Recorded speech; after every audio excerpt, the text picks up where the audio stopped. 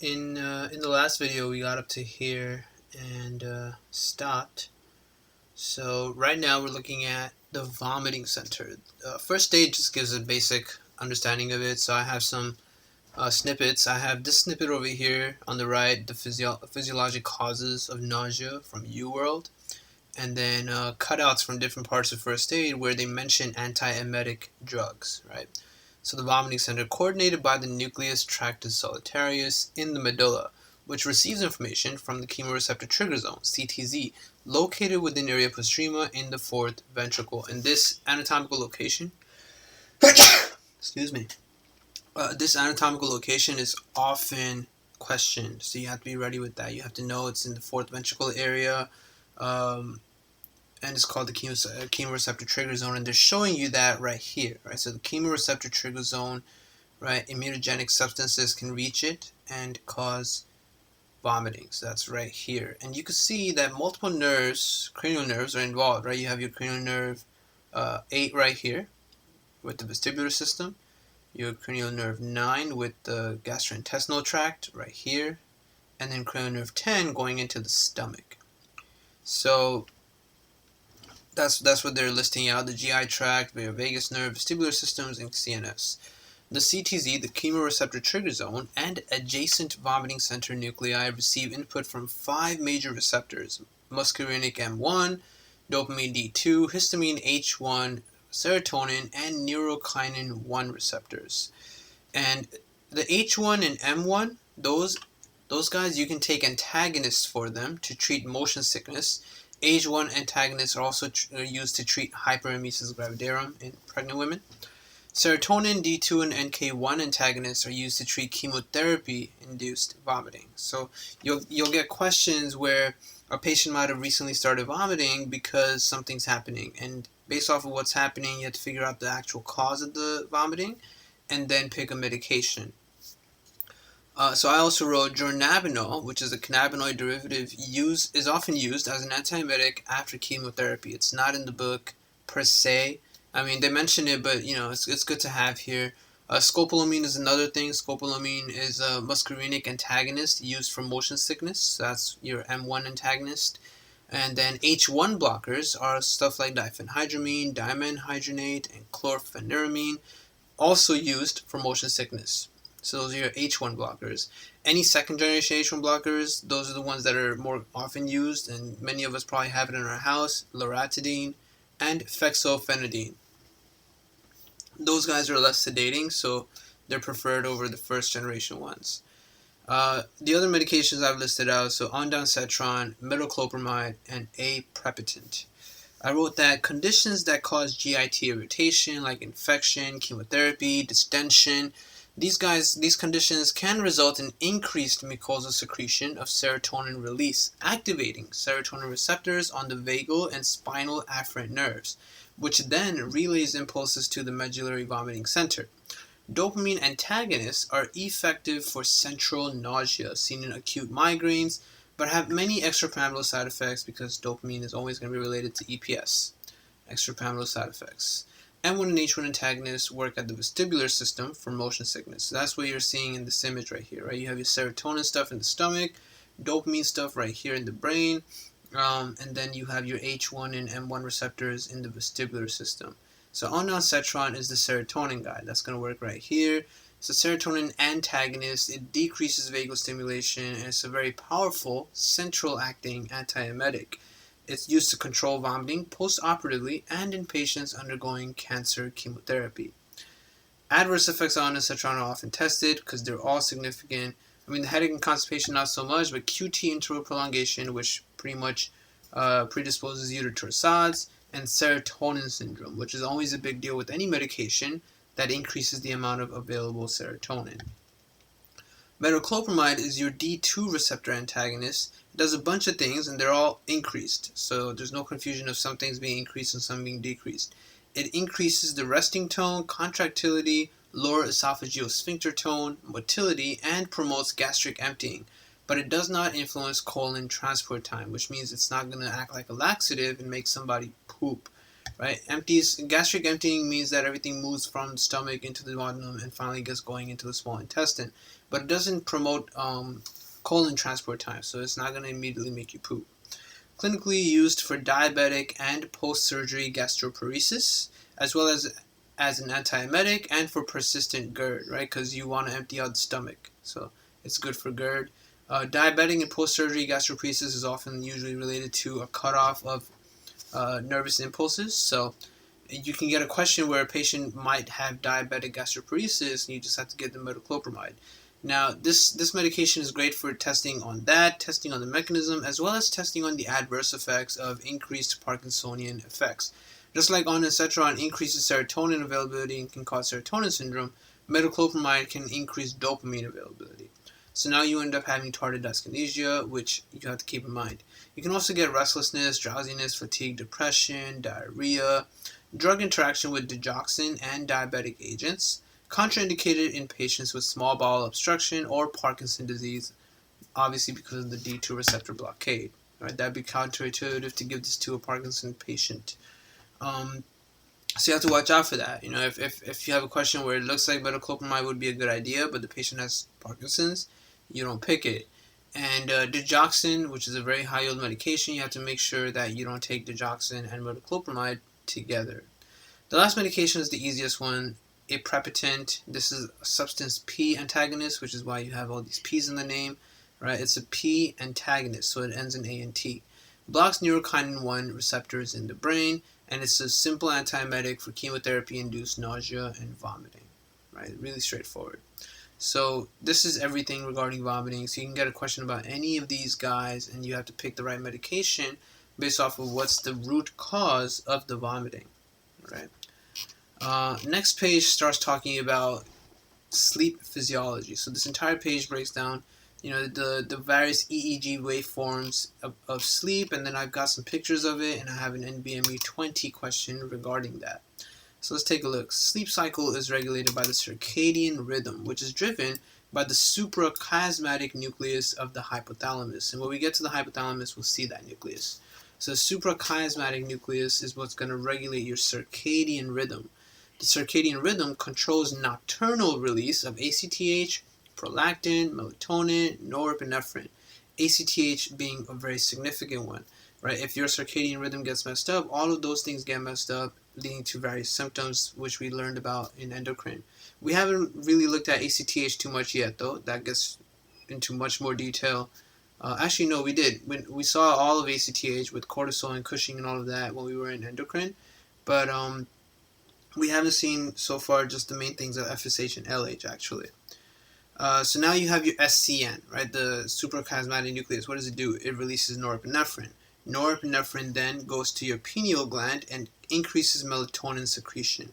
The suprachiasmatic nucleus is regulated by the environment. So if you're in the dark, then you feel sleepy. If you're in the light, that's when your circadian rhythm is being set.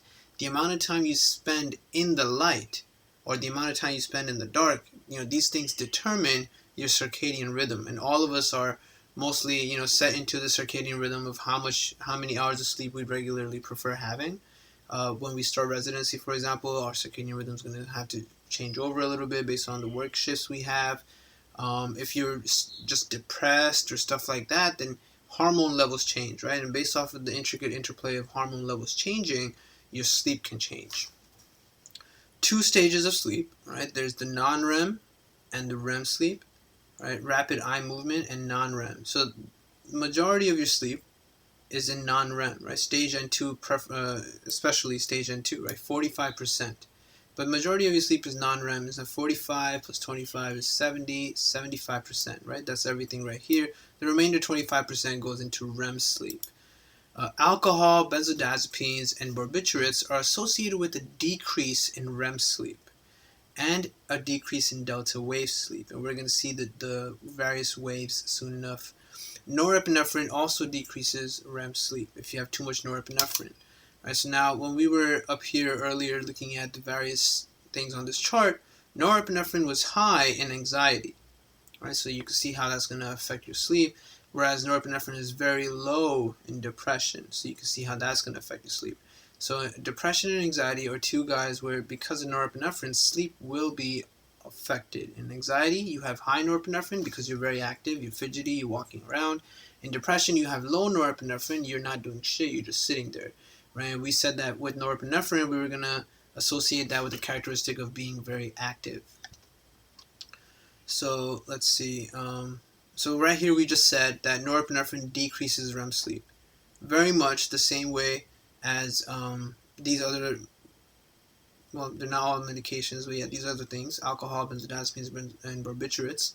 And we're going to see what depression does too, whereas, changes in depression, right? So right here, changes in depression, we're going to look at that as well. But let's just go in order. Last thing here, benzodiazepines are useful for night terrors and sleepwalking because they decrease N3 and REM sleep. So let's take a look at why. Why is all of that, right? So first thing first, you have your sleep stage and then the waveform and what it looks like. And I'm going to show you what it looks like at the bottom. So your sleep stage, you're going to be awake with your eyes open, awake with your eyes closed, or you're going to be into non-REM sleep and then REM sleep, right? When you're awake with your eyes open, that's your beta EEG waveform. So that's me right now. That's most of you, all of you, hopefully, watching this video right now. Awake with your eyes closed, you're going to have alpha waveforms. As soon as you enter non-REM sleep, stage N1, where you're in light sleep, you're starting to fall asleep, that's your theta wave. Stage N2 has your sleep spindles and K complexes. And now this is where shit starts happening. So sleep spindles and K complexes actually look like teeth. And this is deeper sleep where bruxism occurs, which is when you're grinding your teeth. A lot of people have a habit that they can't control where in their sleep they start grinding their teeth. So before going to sleep, they actually have to put stuff in their mouth to keep their teeth from really smashing into each other, right? Because it's not good for you. Stage N3, that's the one where you have delta waves, or lowest frequency, highest amplitude. We're going to see that. Stage N3 is the one with the deepest non-REM sleep. It's a very slow wave sleep. And in this super, super deep sleep, you can have sleepwalking, night terrors, and bedwetting. Right? 3 different issues here. In between all of these things, oftentimes you can have REM sleep. REM sleep is where you have a loss of motor tone, increased brain oxygen use, variable pulse and blood pressure, and increased acetylcholine, which is parasympathetic. REM is when dreaming, nightmares, and penile or clitoral tumescence occur. May serve memory processing function, which is probably what takes up all that brain oxygen use. Extraocular movements can also be seen because of the paramedian pontine reticular formation, also known as the conjugate gaze center, and we're going to see more about the PPRF when we get into the eye part of neurology. This thing occurs every 90 minutes and the duration increases through the night, right? So REM sleep is part of your cycle. Sleeping is a cycle, and throughout the night you're going to go through all of these parts, non-REM and REM, non-REM and REM, throughout the night. They also go on to tell you that in the elderly, you have decreased REM sleep time and more REM latency, which means that you don't get REM as many times, right? So a younger person might have REM sleep like 4 times, whereas an elderly person might have only gotten REM sleep once. Changes in depression, you have increased REM sleep time, right? So the opposite. So you have this version of sleep more often than normal. So if someone that's depressed might be having REM sleep like 6 to 7 times compared to the standard, which I was saying is 4. Decreased REM latency, which is why it's occurring more frequently. A smaller N3, stage N3 decreases. So that super deep non-REM sleep also decreases. Repeated nighttime awakenings and early morning awakenings, right? Terminal insomnia. They end up waking up very early and they can't go back to sleep anymore. Now, up here we said, where is it? Norepinephrine, right? Norepinephrine decreases REM sleep. So in depression, you have very low norepinephrine. You're not very active at all. And because of that, you have increased REM sleep. All right, so very good connection to keep in mind there. Acetylcholine is high in REM since acetylcholine is the rest hormone. Serotonin inhibits REM, and norepinephrine decreases REM. All right, serotonin is actually the peace hormone, so it's critical in actually initiating sleep with the non-REM sleep aspect of things. If you have medications that affect your serotonin count, how much serotonin you're releasing and stuff, then that also will end up affecting your sleep at times. And a lot of psych drugs actually tend to affect sleep pretty deeply. So here we're now looking at the various things, right? And bats, right? They have this thing. Bats drink blood, right? So bats drink blood is the way to memorize everything from N1, N2, and 3. Right? You see N1, N2, and 3. Theta. Sorry, what am I saying? Right here is still awake, right? My bad. We started with all the way up here, right? So you have to remember there's one thing that they love testing you on, which is when you're awake and you have your eyes open, you have a beta wave, right? And we see that here. That's the first thing. You're awake, your eyes are open, you can see there's a lot of activity here. This is the same thing as what you see in REM sleep, which is beta also. You see? So the first one and the last one are both beta. So when you're awake and when you're in REM sleep, it's pretty much the same exact thing. So being in REM sleep isn't actual sleep. You're not going to wake up rested if majority of your night was REM sleep. And that's what happens with depression, right? And depressed people, people that have clinical depression, do not wake up rested because the majority of their sleep was just REM sleep. So this is awake, eyes open, awake, eyes closed, right? You can see that. Then N1, N2, and 3. So N1, N2, and 3, and then again REM sleep. You can do it backwards too, in case you make the mistake I was about to make right now. So you could go, okay, this is REM, then you go ahead and do the rest of it, right? So you got your N3, N2, and 1, awake with eyes closed, awake with eyes open. Right, so none of the others ever repeat. There's a clear difference in all of them, but the awake, eyes open, and going into REM sleep are the same exact thing. And when you do a sleep study, when you go in and you fall asleep and you know a couple hours and they're going to monitor everything, the main goal is to see how long and how often your REM sleep occurs. That's what happens at a sleep study. And based off of a sleep study, you can be not exactly fully diagnosed, but there's an increased chance of being able to diagnose depression, or if you do just have insomnia or something is just wrong with you because of medication, stuff like that. You can easily get questions on these guys, so really important to remember that. And you can get questions on what occurs in N2 and N3, right? With the N2 part being the sleep spindle and the K complex. So I was telling you it looks like teeth. Right? So you want to think of teeth when you see this stuff here. And what's happening in this area is you do the bruxism, right? Teeth grinding. Whereas N3, the deepest non-REM sleep with this one right here, you can see this one is the one with the lowest frequency and the highest amplitude. Goes all the way to the top and the bottom, but with really, really wide waves. Really wide waves. Right? And then it's not going up and down a lot.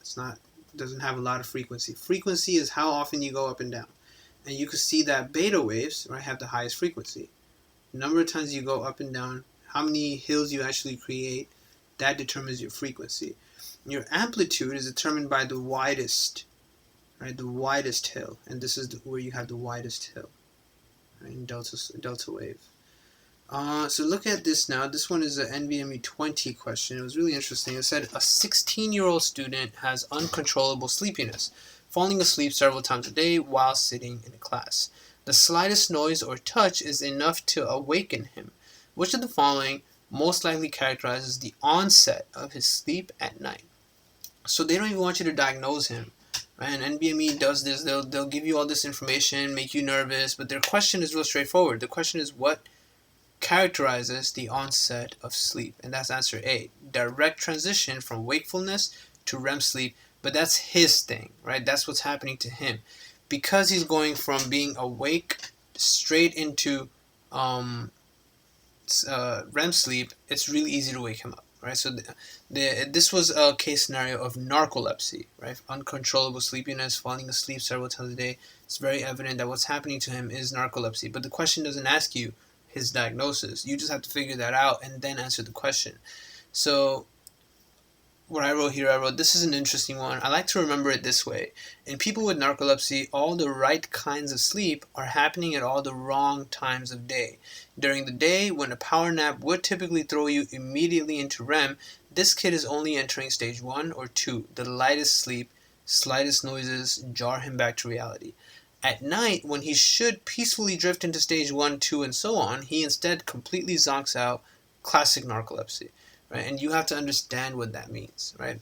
So first aid tells you sleep that starts with REM sleep causing sleep paralysis is exactly how narcolepsy is kind of figured out, right? And that's what's happening here. So the statement of right kinds of sleep happening at the wrong times, that's what makes sense. During the day, right, a power nap should throw him into REM. Instead, he's going into stage 1 or stage 2, right? These places. These are light sleep. So during the day, he goes into stage 1 or stage 2. At night, when he should be going into stage 1 and 2, he actually just jumps straight into REM sleep. That's why he's not getting enough rest, right? So narcoleptic patients are in REM sleep as soon as they lay down in bed. And that's something that first aid does talk about, but it doesn't really like stress and make a point out of. So the point is that because narcoleptic patients at night, when they lay down in bed and they try to get their 6 to 8 hours of sleep, majority of it just ends up being REM. In fact, even when they lay down, it's straight into REM sleep. They close their eyes, go right into REM sleep. And you can see that if you were here, then you went to here because you closed your eyes, and then straight into here, you never really got rest, right? You didn't get the theta waves, you didn't get the delta waves. Majority of your sleep was just beta, and beta waves are high frequency, a lot of activity. Your brain isn't actually getting enough sleep. You're not resting. And then Up-to-Date says narcolepsy can be conceptualized as a disorder of sleep-wake control in which elements of sleep intrude into wakefulness and elements of wakefulness intrude into sleep, which is the same thing as saying right kinds of sleep happening at the wrong times. Okay, so make some good notes out of that. Really make sure you understood that. Often gets tested. The other thing that gets tested is treating bedwetting, right? So desmopressin treats bedwetting without the side effects of imipramine. Right? Bedwetting is an issue, one of the 3 things that occurs in N3. So using desmopressin, which we've talked about a lot when we were in endocrine, you can actually help kids who have issues of just urinating in bed, right? However, before you even pick desmopressin or imipramine as an answer choice, if using a star chart or some other motivational thing is a possible answer choice, that's what you go with. Right, so that's what I put up here. This is a star chart. So basically the point of this is that every time you tell the kid, every night he goes without peeing, you're going to put a star on this chart. And once he gets to a certain number of stars, you'll do something for him. Maybe get him a gift or something, or take him to his favorite restaurant, anything like that, right? Some kind of rewarding system to motivate the kid to stop urinating and really focus on stop urinating in bed, okay? Before you start medications, that's what you're supposed to do. So that's basically everything about the sleep-wake cycle, sleep physiology. Make sure quality over quantity. It's not about repeating the notes over and over, but really trying to grab everything in depth the first time you get through it, all right? So whatever we just spoke about, make sure that you can go over it again, talk to yourself about it, understand it, know the order of the waves, right? Bats drink blood, and really grasp what the difference between REM and non-REM sleeps are. Now the rest of this really starts diving into the different parts of the brain. So this next page talks about the hypothalamus and the thalamus. So this image here is showing you where the hypothalamus is. It's that really tiny brain inside your brain. That's really what it is. Even the thalamus is another tiny brain inside your brain. That's your thalamus. So the hypothalamus is under that, which is why it's called hypothalamus. It's under the thalamus. Your hypothalamus maintains homeostasis by regulating thirst and water balance, controlling the adenohypophysis and the neurohypophysis, regulating hunger, regulating the autonomic nervous system, temperature, and sexual urges. So that's a lot of things, right? Your tan hat stuff. It does a lot of different functions.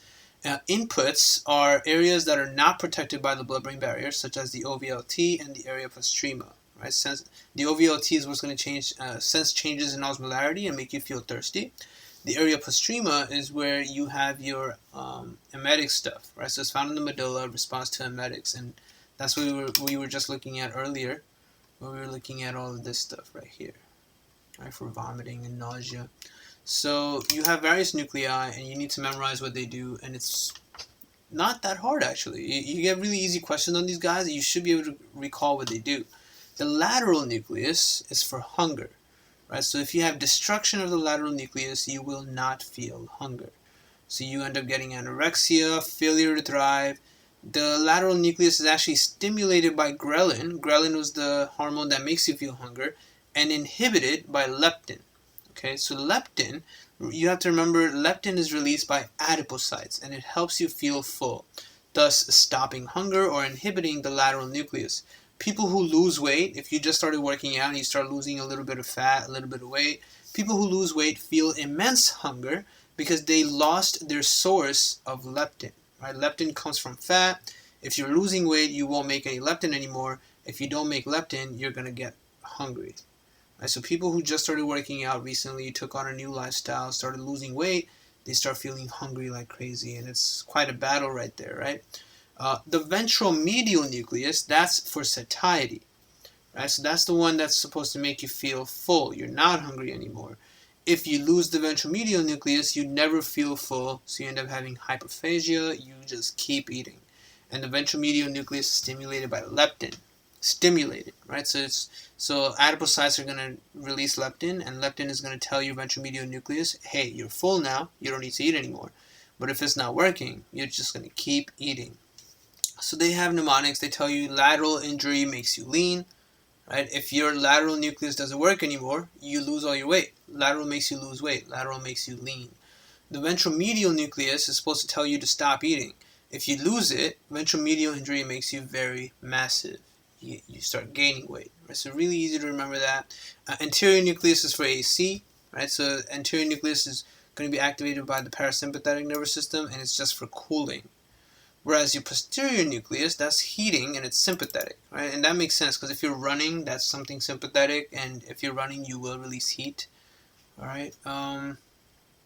What else is there? The suprachiasmatic nucleus, which we just talked about for the circadian rhythm. So they put here sun sensing nucleus. The other thing was you have to sleep well to wake up charismatic, right? If you sleep a lot, you will look charismatic. You got to get your beauty sleep in. So that's another way to memorize it. We talked about these guys a lot when we were in our endocrine chapter, right? VSOP, vasopressin from the supraoptic, oxytocin from the paraventricular. So that's what these guys do. They synthesize ADH and oxytocin, which are carried by neurophysin carriers down the axons to the posterior pituitary, where these hormones are stored and released. The last thing here, which is relatively new, is your preoptic nucleus. Preoptic nucleus. This guy is for thermoregulation and sexual behavior, right? The last thing of tan hats, temperature and sex. So thermoregulation and sexual behavior releases gonadotropin-releasing hormone, and failure of gonadotropin-releasing hormone neurons to migrate from the olfactory pit would lead to Kalman syndrome. So if you have a question about Kalman syndrome, think of the preoptic nucleus. Right? Kalman syndrome is also the same nucleus where they can't smell things, right? They can't smell. That olfactory pit area also has the same stuff you need to be able to actually discern different smells, different fragrances, and they won't be able to smell anything. Alright, so that's it for the hypothalamus. You similarly also have nuclei in your thalamus that you have to remember, and there are nice ways of remembering them too. So you have your VPL, VPM, lateral geniculate, medial geniculate, and the ventral lateral. There's a bunch more, but you don't need to know all of them. Your VPL is for your vibration, pain, and light touch. Right, so spinal thalamic tract. And this is the stuff that was damaged in syringomyelia earlier. Right, they can't feel the pain and temperature. Right? You can see temperature is here too. Right? So they can't feel the pain and temperature because your VPL has multiple things. It has spinal thalamic and dorsal columns. And for syringomyelia, it was the lateral spinal thalamic stuff that was damaged at the anterior commissure. So they lost specifically the pain and temperature stuff. Right? So this thing is what brings everything to the primary somatosensory cortex, and then you can feel things. VPM is for makeup, right? M is for makeup. Makeup goes on the face. So the ventral posterior medial guy is for trigeminal and gustatory pathway. It's for the face sensation and taste. Right? So face sensation and taste also goes to the primary somatosensory cortex, so you could feel those things. Your lateral genicular, lateral is for looking, medial is for music. Right, so lateral genicular nucleus, cranial nerve 2, your optic chiasm, your optic tract is just for vision. Whereas your medial genicular nucleus, you think of music, is for hearing. So it uses the superior olive and the inferior colliculus of the tectum. And we're going to see a lot more about these as we go on in this anatomy stuff. You need to know your olives, you need to know what the inferior and superior colliculus are for, and we're going to see that as we move on. The last thing here is your ventral lateral nucleus. This is in the cerebellum, in the basal ganglia. That's where the input goes into, and it's just for motor stuff. Right? So this is the only one that goes to your motor cortex. The others were more sensory. This is the one that goes to your motor cortex, ventral lateral nucleus. All right. So not the hardest stuff. Again, these names are nice. They're good mnemonics for memorizing it. Knowing the nerves, not the hardest stuff either. I mean, if you're thinking of VPM, for example, and you're thinking of the face, well, you have your facial nerve, and then V3 was for taste.